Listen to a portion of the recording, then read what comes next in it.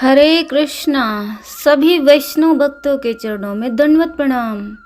मैं राधिका प्राण वल्लभ देवी दासी आपका स्वागत करती हूँ। पवित्र कार्तिक मास की हार्दिक शुभकामनाएं। तो कार्तिक मास में बम्पर सेल लगी हुई है भक्ति की। तो इस महीने हम जो भी कार्य करेंगे, जो भी भक्ति करेंगे, जितने प्रतिशत करेंगे उसके कई प्रतिशत हमें वापस होके मिलेगी। तो हमें देर नहीं लगानी चाहिए, इस मास को पूरा लाभ उठाना चाहिए, क्योंकि ये महीना देवी लक्ष्मी को अत्यंत प्रिय है। तो चलते हैं हम अपने कार्तिक मास महात्म्य कथा अध्याय 8 की ओर। जिसकी दया से सरस्वती भाव रही उपजाए, कार्तिक महात्म्य का कमल लिखे 8वां अध्याय। बोलो कार्तिक महामहोत्सव की जय। नारद जी बोले, अब मैं कार्तिक व्रत के उद्यापन का वर्णन करता हूँ, जो सब पापों का नाश करने वाला है। व्रत का पालन करने वाला मनुष्य कार्तिक शुक्ला चतुर्दशी को व्रत की पूर्ति और भगवान विष्णु की प्रीति के लिए उद्यापन करे। तुलसी के ऊपर एक सुंदर मंडप बनावे, उसे केले के खंभों से संयुक्त करके नाना प्रकार की धातुओं से उसकी विचित्र शोभा बढ़ावें। मंडप के चारों ओर दीपक की श्रेणी सुंदर ढंग से सजा कर रखें। उस मंडप में सुंदर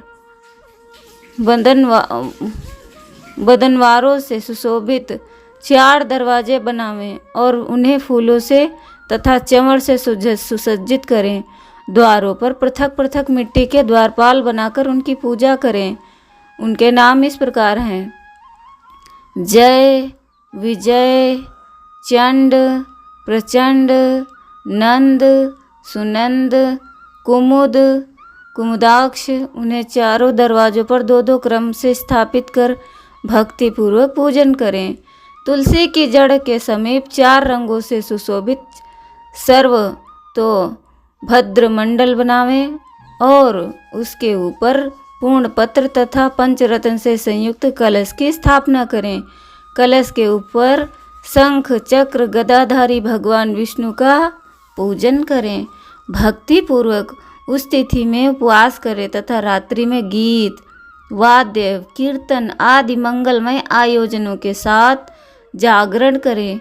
जो भगवान विष्णु के लिए जागरण करते हैं, भक्ति पूर्वक भगवत संबंधी पदों का गान करते हैं, वे सैकड़ों जन्मों की पाप राशि से मुक्त हो जाते हैं। जो मनुष्य भगवान के निमित्त जागरण करके रात्रि भर भगवान का कीर्तन करते हैं, उनको असंख्य गोदान का फल मिलता है। जो मनुष्य भगवान की मूर्ति के सामने नित्य गान करते हैं, उनके अनेक जन्मों के एकत्रित पाप नष्ट हो जाते हैं।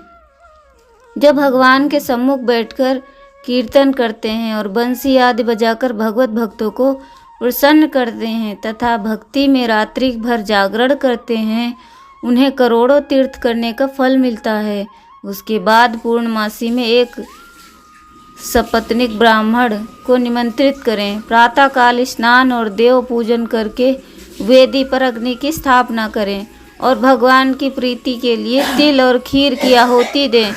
होम की शेष विधि पूरी कर के भक्ति पूर्वक ब्राह्मणों को पूजन करें और उन्हें यथाशक्ति दक्षिणा दें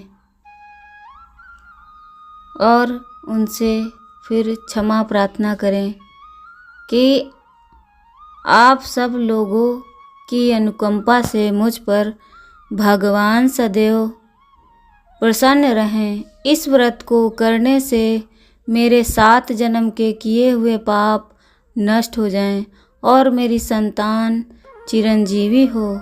इस पूजा के द्वारा मेरी सभी मनोकामनाएं पूर्ण हों।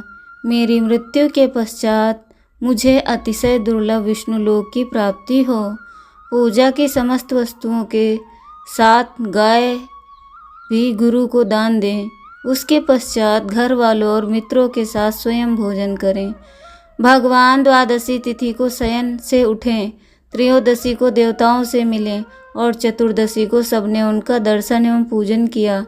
इसीलिए उस तिथि में भगवान की पूजा करनी चाहिए। गुरु की आज्ञा से भगवान विष्णु की सुवर्णमयी प्रतिमा का पूजन करें। इस पूर्णिमा को पुष्कर तीर्थ की यात्रा श्रेष्ठ मानी गई है। कार्तिक माह में इस विधि का पालन करना चाहिए। जो इस प्रकार कार्तिक के व्रत का पालन करते हैं वे धन्य हैं और पूजनीय हैं। उन्हें उत्तम फल की प्राप्ति होती है। जो भगवान विष्णु की भक्ति में तत्पर हों, कार्तिक में व्रत का पालन करते हैं, उनके शरीर में स्थित सभी पाप तत्काल नष्ट हो जाते हैं। जो श्रद्धा पूर्वक कार्तिक के उद्यापन का महात्म्य सुनता है या सुनाता है, वह भगवान विष्णु का सायुज्य प्राप्त करता है।